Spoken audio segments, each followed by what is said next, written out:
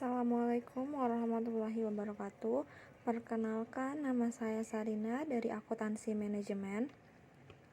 Di sini saya akan mempresentasikan tentang analisis merger 3 bank syariah.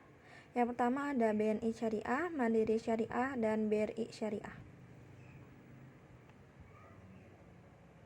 Analisis merger. Merger adalah proses penggabungan antara dua atau lebih perusahaan dan hanya ada satu perusahaan yang dipertahankan. Pengertian merger diambil dari arti kata tersebut dalam bahasa Inggris merger, yang berarti penggabungan. Perusahaan-perusahaan yang bergabung dan meleburkan diri tidak mengalami likuiditas, sedangkan perusahaan yang bertahan akan membeli semua aset perusahaan yang dimerger. Akibatnya perusahaan bertahan memiliki sedikitnya 50% dari total saham. Sementara itu, perusahaan yang dimerger harus berhenti beroperasi karena pemegang sahamnya sudah menerima uang tunai. Semua aktiva dan pasiva dari perusahaan yang dimerger akan beralih ke perusahaan yang bertahan. Pada umumnya, merger merupakan suatu solusi untuk memperkuat struktur perusahaan. Oleh sebab itu, perusahaan-perusahaan yang melakukan merger biasanya bergerak di bidang yang sama, misalnya bank.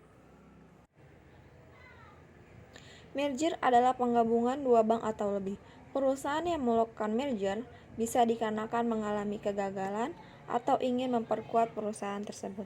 Seperti halnya merger yang dilakukan oleh 3 bank syariah, yaitu BNI Syariah, Mandiri Syariah, dan BRI Syariah. Ketiga bank ini melakukan merger dengan tujuan agar Indonesia, yang merupakan negara berpopulasi umat muslim terbesar di dunia, mampu memiliki bank syariah terbesar di tanah air yang berskala global.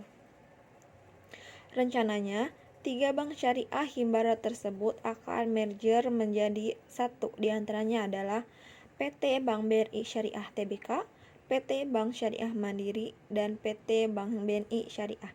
Proses ini menjadi langkah awal untuk mencapai tujuan dari BRIS, PT Bank BRI Syariah, untuk menjadikan ekonomi syariah ini sebagai tumpuan baru kekuatan ekonomi secara nasional.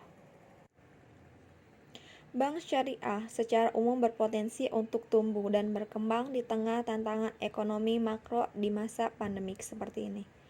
Merger ini juga dilakukan untuk mencapai bank yang berpotensi 10 bank teratas di dunia berdasarkan kapitalisasi pasar, dengan kata lain, untuk memajukan ekonomi dan keuangan Indonesia. Merger yang dilakukan oleh ketiga bank ini maupun tidak akan ada pemutusan hak kerja atau PHK. Karena adanya penggabungan ini, ketiga bank syariah telah berkomitmen dan nasabah tidak perlu khawatir karena persiapan merger tidak merubah operasional sehingga pelayanan tetap sama bisa berjalan secara optimal. Bank syariah hasil merger akan berstatus sebagai perusahaan terbuka dan tercatat di Bursa Efek Indonesia. Sebagai pemegang saham, bank syariah hasil merger adalah PT Bank Mandiri Persero Tbk sebesar 51,2%, PT Bank Negara Indonesia Persero Tbk 25%, PT Bank Rakyat Indonesia Persero Tbk 17,4%, DPLK BRI saham syariah 2%, dan publik 4,4%. Meski begitu, dia belum bisa menjelaskan detail skema dan yang akan digunakan dalam proses merger ini. Saat ini 73% saham BRI Syariah dimiliki oleh induk perusahaannya, yakni BRI. Kemudian 8,53% dimiliki DPLK BRI saham syariah dan sisanya dipegang oleh masyarakat sebanyak 18,47%. Kemungkinan melakukan penambahan saham akan dilakukan dengan terlebih dahulu meminta persetujuan pemegang saham. Kebetulan, sehari setelah menyatakan akan menjadi entitas penerima merger, BRI Syariah diumumkan rencana Rapat Umum Pemegang Saham Luar Biasa atau RUPSLB. Rencananya RUPSLB akan digelar pada 5 November 2020. Menurut Senior Vice President Research Kanaka Hita Solvera Johnson Nasrial, opsi yang paling mungkin dilakukan dalam skema merger ini adalah right issue. BRI Syariah telah menerbitkan saham baru yang akan diserap oleh Bank Mandiri dan BNI. BRI Syariah sebagai entitas penerima merger 3 bank BUMN syariah ini akan menjadi bank syariah terbesar di Indonesia. Hasil merger tersebut berpotensi besar menepati potensi nomor 7 atau 8 sebagai bank dengan aset terbesar di dalam negeri. Sebagai gambaran, bank dengan aset terbesar di Indonesia saat ini adalah PT Bank Rakyat Indonesia Tbk atau BRI. Di bawahnya berurut-turut adalah Bank Mandiri, Bank Sentral Asia atau BCA, Bank Negara Indonesia atau BNI, Bank Tabungan Negara atau BTN, dan Bank CIMB Niaga.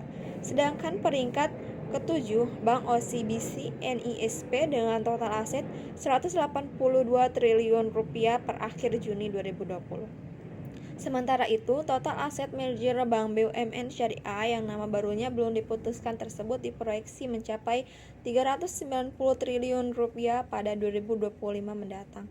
Target lainnya adalah pembiayaan yang disalurkan diproyeksi mencapai 272 triliun rupiah dan pendanaan sekitar 335 triliun pada 2025. Untuk bergabung dengan BRI Syariah, BTN perlu melepas atau spin-off unit usahanya ini terlebih dahulu. Mengacu arahan Otoritas Jasa Keuangan atau OJK, pelepasan unit usaha syariah BTN ini rencananya terrealisasi pada 2023. Masuknya BTN Syariah tentunya akan menambah besar otot BRI Syariah. Total aset BTN Syariah per Juni 2020 tercatat 31,9 triliun rupiah. Jika penggabungan dilakukan saat ini, total aset BRI Syariah atau bank hasil merger akan mencapai 244,98 triliun rupiah. Ketua Bidang Pengkajian dan Pengembangan Perbanas Afiliani bahkan menyarankan merger bank syariah milik pemerintah ini lebih baik melibatkan bank muamalat. Selain bisa memperkuat bank hasil merger, ini juga bisa menjadi salah satu jalan keluar penyelamatan bank muamalat dari tekanan keuangan. Rasio pembiayaan syarat non-performing financing atau NPV tinggi, sedangkan pemodalan semakin menipis. Dengan skema merger tidak perlu ada pembelian saham bank muamalat dari pemiliknya saat ini yang salah satunya Islamic Development Bank. Cukup sekian presentasi dari saya. Terima kasih. Wassalamualaikum warahmatullahi wabarakatuh.